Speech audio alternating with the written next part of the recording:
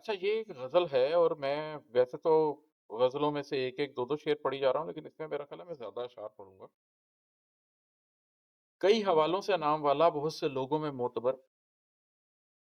اکیلے لمحوں میں دل گرفتہ، شکست خوردہ اداس تر ہوں۔ زندگی میں جو لوگ مجھے جانتے ہیں اس حوالے سے کہ میں ایک بڑا کامیاب بزنس مین ہوں، اور میں نے بالکل کچھ نہ ہوتے ہوئے زیرو سے سٹارٹ کیا اور ایک بہت بڑی امپائر کھڑی کی، اور میں نے زندگی میں کس کس محاذ پہ کیا کیا کامیابی حاصل کی، وہ میرے سے ملتے ہیں نا تو ایک اور طرح سے ملتے ہیں، ایک اور طرح کی رسپیکٹ ہوتی ہے، نام ہوتا ہے، لوگ اعتبار کرتے ہیں۔ کسی کو فون کر کے کہہ دوں کہ یار فلاں بندے کو 50 لاکھ روپے دے دوں، کہتا ہے جی سر ٹھیک ہے۔ دیکھیے یہ ایلیوژن ہے۔ اکیلے لمحوں میں دل گرفتہ، شکست خوردہ اداس تر ہوں۔ زندگی کے اتنے ماہو سال گزارنے کے باوجود اور اپنی زندگی کے رخ کو بہت سیدھا کرنے کے باوجود، میں آج بھی یہ محسوس کرتا ہوں کہ جو اکیلے لمحے ہیں اس میں کوئی نہ کوئی دل گرفتگی ہوتی ہے، کوئی نہ کوئی شکست ہوتی ہے، اور کچھ نہیں تو گزرے ہوئے دن کی شکستی ہوتی ہے کہ کیا میں نے نبی کریم صلی اللہ علیہ وسلم کی اس سنت پہ عمل کیا کہ مومن کا ایک دن دوسرے دن سے بہتر ہوتا ہے، اور اگر میرا آج کا دن کل کے دن جتنا ہی اچھا تھا تو ایک شکست خوردگی اس دن کی حاصل ہو گئی۔ کوئی نہ کوئی اداسی ہوتی ہے کہ اندر آپ کو محسوس ہوتا ہے کہ نہیں، ابھی ابھی کمی ہے، ابھی قلب نے وہ طمانینت حاصل نہیں کی جو چاہیے ہوتی۔ اس غزل کے اگلے اشعار میں اسی کی رخ کھلیں گے کہ آخر یہ ہوتا کیوں ہے۔ آپ سمجھ لیں ایک مسلسل غزل کی طرح، میں اپنے اوپر ہی ایک حجت، میں اپنے اندر ہی ایک ضد سی، کھلے جو سینہ تو لامکاں ہوں، نہیں تو اتنا ہی مختصر ہے۔ اب میں اپنے اوپر اتنا فہم مجھے اللہ نے دے دیا ہے۔ پہلے اللہ نے جب مجھے عالم ارواح میں پیدا کیا تو مجھ سے ایک وعدہ لیا گیا، مجھ سے پوچھا گیا کہ کیا میں تمہارا رب نہیں ہوں؟ میں نے کہا کہ یقینا اللہ تعالیٰ آپ میرے رب ہیں۔ اس کے بعد مجھے اس دنیا میں خیر اور شر دونوں کا ایک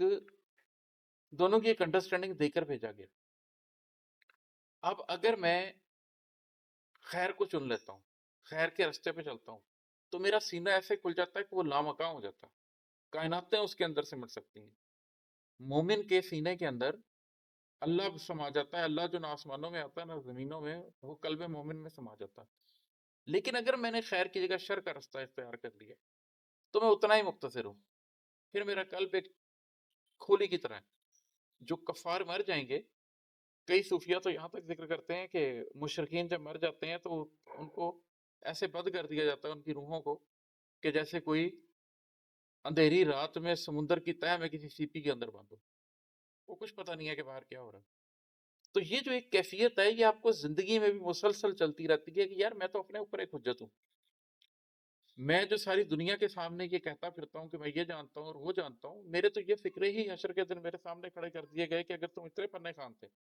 تو تم یہ ایکسکیوز کیسے لے سکتے ہو کہ میں قرآن نہیں پڑھ سکا، میں ترجمہ نہیں پڑھ سکا، میں زندگی کا معنی نہیں سیکھ سکا، میں مقصد نہیں پا سکا۔ تو میں اپنے اوپر ایک حجت بن چکا ہوں۔ اللہ تعالیٰ قرآن پاک میں کہتے ہیں کہ ہر شخص کے گلے میں ہم نے لٹکا دیا ہے اس کا نوشتہ کہ وہ اس کو پڑھ سکتا ہے۔ یہ آپ یہ سمجھ لیں کہ جیسے ترازو کی مٹھی ہوتی ہے کہ میرا سر ہے اور یہ دو پلڑے ہیں، دائیں اور بائیں، تو وہ جو ایک ترازو میں نے قائم کرنا ہے وہ آپ کو کرنا ہی کرنا ہے، وہ آپ اپنے اوپر ایک حجت ہیں اس کے لیے۔ جب آپ اس کو ریئلائز کر لیتے ہیں تو کچھ اس طرح ہے کہ میرے اندر کوئی حقیقت پنپ رہی ہے، کچھ اس طرح ہے کہ میرے اندر کوئی حقیقت پنپ رہی ہے، ابھی میں پھوٹا نہیں ہوں خود سے، میں اپنے ہونے کا منتظر ہوں۔ آپ کے اندر ایک حقیقت پنپ رہی ہوتی ہے جس کو باہر کوئی نہیں دیکھ سکتا۔ جیسے ایک بیج ہے آپ نے زمین پہ لگا دیا، وہ بیج ابھی زمین سے نکلا نہیں، ابھی کسی کو دکھائیں تو اس کو صرف زمین نظر آئے گی، لیکن اس بیج کے اندر ایک پورا درخت ہے۔ اگر وہ نکلے گا، اس کو کھاد ملے گی، اس کو پانی ملے گا، اس کی پرورش ہوگی، اس کی حفاظت ہوگی، تو وہ بیج سر نکالے گا، مٹی سے باہر آئے گا، کومپل بنے گا، پودا بنے گا، پھر پورا درخت بن جائے گا، پھر اس درخت سے بہت سے بیج کریٹ ہو گئے، پھر وہ پوری دنیا میں پھیل سکتا ہے۔ اسی طریقے سے جب کوئی انسان اپنی ذات کے سفر پہ نکلتا ہے تو ایک لمحہ آتا ہے جس میں اس کو محسوس ہوتا ہے کہ اس کے اندر کوئی حقیقت پنپ رہی ہے، ایک سیڈ ہے، اس کے اندر جو بڑا ہو رہا ہے، لیکن ابھی وہ خود سے پھوٹا نہیں ہے، ابھی وہ اپنے اندر سے نکلا نہیں ہے، ابھی وہ اپنے ہی ہونے کا منتظر ہے، ابھی اس نے وہ بننا ہے جو اس نے بننا ہے۔ اور اسی لیے تو اللہ نے دنیا میں آپ کو بھیجا ہے کہ آپ وہ بیج ہیں جو اس دنیا میں بھیجا گیا ہے، کیا آپ وہ تناور درخت بن کر واپس آ سکتے ہیں جنت میں؟ تو کبھی انسان کو یہ بھی محسوس ہوتا ہے جب وہ اپنی ذات کے بیج پر کام کرنا شروع کرتا ہے۔ اب جب ذات کے بیج پہ کام کرنا شروع کرتا ہے تو پہلی چیز کیا ملتی ہے؟ اگلے شعر میں وہ سن، علوم ظاہر، علوم باطن، علوم شرقی، علوم غربی، سبھی کا حاصل ہے ایک نقطہ کہ اپنی ہستی سے بے خبر ہو۔ علوم ظاہر کیا ہیں؟ فزکس، کیمسٹری، بایولوجی، اینتھروپولوجی،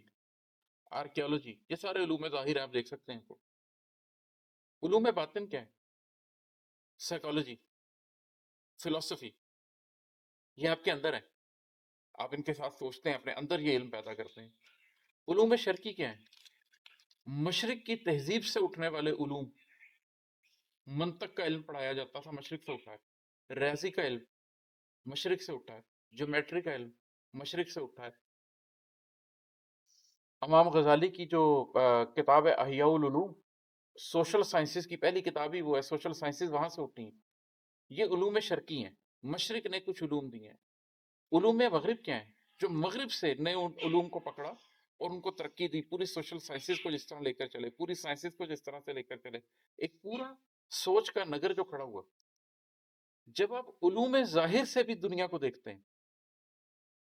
علوم باطن سے بھی دنیا کو دیکھتے ہیں، تہذیب مشرق نے جو علوم دیے ان سے بھی دنیا کو سمجھتے ہیں، تہذیب مغرب نے جو علوم دیے ان سے بھی دنیا کو سمجھتے ہیں، سبھی کا حاصل ہے ایک نقطہ کہ اپنی ہستی سے بے خبر ہوں۔ تو تمام علوم کا حاصل اینڈ میں آپ کو کیا ہوتا ہے؟ یہ ایک نقطہ کہ مجھے اپنی ہستی کی بھی پوری خبر نہیں ہے۔ میں خدا شناسی کا دعویٰ کرتا ہوں، میں جگ شناسی کا دعویٰ کرتا ہوں، ابھی میں اپنی ذات کو بھی نہیں سمجھ سکا، انسان کی نفسیات کو بھی مکمل طور پر ہم نہیں سمجھ سکے، انسان کی فزیولوجی کو بھی نہیں سمجھ سکے، انسان کی سائیکالوجی کو بھی نہیں سمجھ سکے، انسان کی زندگی کے حقیقی مقصد کے اوپر بھی ہم اختلاف رکھتے ہیں۔ تو جو بے خبری آپ پاتے ہیں کہ اللہ ان تمام علوم سے، میں اس نتیجے پہ پہنچا ہوں کہ میرے پاس علم نہیں ہے، میں بے خبر ہوں، اگر تو مجھے علم نہ دے، تو پھر ڈیوائن نالج کی طرف آپ کا دھیان جاتا ہے، پھر آپ قرآن کو دیکھتے ہیں، پھر آپ الہامی علم کو دیکھتے ہیں، اور پھر آپ دیکھتے ہیں کہ قلب کے اندر نور کیسے آ سکتا ہے اور قلب کو علم کیسے حاصل ہو سکتا ہے۔ تو یہ ایک پورا سفر ہے جو لا علمی پہ پہنچنے سے شروع ہوتا ہے۔ آپ پورا سفر کر کے جب یہ جان لیتے ہیں کہ میں کچھ نہیں جانتا، I know that I don't know, I have the knowledge that I do not have the knowledge، یہ سٹارٹنگ پوائنٹ ہے کچھ بننے کا۔ پھر کیا ہوتا ہے؟ اب آپ کچھ نہیں جانتے۔ اچھا، یہ میں غزل پڑھ رہا ہوں تو مجھے خود احساس ہو رہا ہے کہ غزل کا ایک شعر دوسرے شعر سے کیسے کنیکٹڈ ہے، کہتے ہوئے مجھے نہیں اندازہ ہو رہا ہوتا، لیکن اب میں پڑھ رہا ہوں، شاید پہلی دفعہ ہی اس طرح پڑھ رہا ہوں تو مجھے احساس ہو رہا ہے کہ اوہ، یہ کیسے آپ کا لاشعور اس کو لکھ رہا ہوتا۔ مٹا کے خود کو چلا تو جانا کہ نام کتنا بڑا سحر ہے، میں خاک اور نور کا مرکب میں کچھ نہ ہو کر ہی نامور ہے۔ پھر جب آپ اپنے آپ کو مٹا دیتے ہیں تو میں تو جانتا ہی کچھ نہیں، تو آپ کو پتہ چلتا ہے کہ یہ جو میں، میرے اندر کی میں ہوتی ہے نا، یہ کتنا بڑا سحر ہے، کتنا بڑا جادو ہے کہ آپ اپنی میں اپنی انا میں، اپنی غرور میں، آپ دیکھیں غرور کی انگریزی ایروگینس ہے، لیکن ایروگینس کا مطلب وہ نہیں ہے جو غرور کا ہے، غرور دھوکا ہے، غرور ایروگینس نہیں ہے، غرور دھوکا ہے، کہ یہ جو میرے نام کا دھوکا ہے، میری ذات کا دھوکا ہے، میرے ہونے کا دھوکا ہے، اس کو مٹایا تو پتہ چلا کہ وہ میں تو خاک اور نور کا مرکب ہوں، خاک سے حیوان پیدا ہوا ہے، نور سے شیطان پیدا ہوا ہے، میں تو حیوان اور شیطان کا، حیوان اور فرشتے کا، نور سے فرشتہ پیدا ہوا ہے، میں تو جانور اور فرشتے کا امتزاج ہوں، میں تو کچھ نہ ہو کر ہی نامور ہوں، میرا تو کام ہی یہ ہے کہ میں اس وجود کو جو جانور کا وجود ہے اس سے بھی لا تعلق ہو جاؤں اور اس جسم میں رہتے ہوئے مٹ جاؤں، پھر ہی میری حقیقت مجھ پر آشنا ہوگی اور میں کسی بڑے حقیقت کو جاننے کے قابل ہوں گا مرنے کے بعد۔ وہ میرے اندر کے موسموں کی خبر بھی رکھے تو کس طرح سے کبھی جلا ہوں کبھی بجھا ہوں، کبھی اندھیرا کبھی سحر ہوں۔ یہ ہلکا شعر ہے، یہ بتا رہا ہے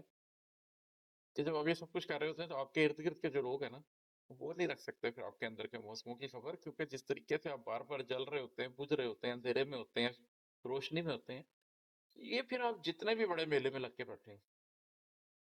ہوتا یہ اکیلا سفر ہی ہے۔ کوئی نہیں خبر رکھ سکتا آپ کے لمحہ ب لمحہ بدلتے ہوئے قلب کا۔ اللہ کی 2 انگلیوں کے درمیان ہے آپ کا قلب، بس پھر آپ ہوتے ہیں آپ کا رب ہوتا ہے۔ اور پھر کیا ہوتا ہے کہ شعور کی منزلوں پہ پہنچا تو راستے اور کھل رہے تھے، انہی میں ایک راستہ تھا دل کا، تبھی سے میں عازم سفر ہوں۔ پھر اینڈ میں جا کر جب آپ کی شعور کی منزل پہ پہنچ جاتے ہیں کہ ہاں میں کچھ نہیں جانتا، میں نے خود کو مٹا دیا ہے، میں اللہ کے ساتھ لو لگا کے ایک رستے پہ ہوں، تو پھر آپ کو پتہ چلتا ہے کہ اب تمہارا شعور آگے نہیں لے کے جائے گا، یہاں سے آگے تمہارا دل، یہاں سے آگے تمہارا قلب تمہیں لے کے جائے گا۔ اب تم قلب کے مسافر ہو جاؤ، اب اگلی جو آگے کی ہے وہ تمہیں قلب سے حاصل ہوگی، تو پھر آپ اس راستے پہ چلتے ہیں اور پھر نور آپ کے اندر اترتا ہے۔